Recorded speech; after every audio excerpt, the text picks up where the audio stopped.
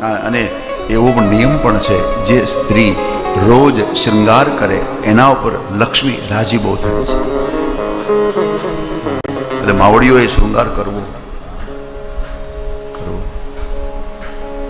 શરીર સારું દેખાય. અરે પુરુષોને પણ આ શરીર સૌષ્ઠવ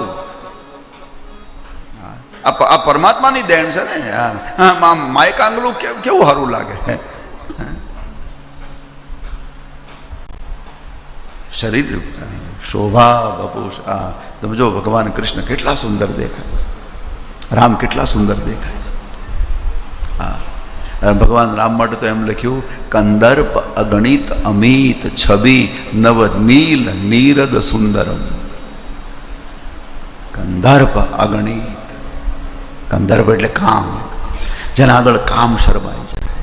નવ નવનીલ નીરદ, નીલકમલ, તાજું ઉગેલું કમળ હોય.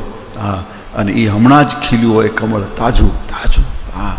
અને એમાં એ ભગવાન રામના મુખ સાથે આમ તમે રાખો અને બધી બેની હરીફાઈ કરાવો તો એ કમળ હારી જાય. રામનું મોઢું એનું મુખ જીતી જાય.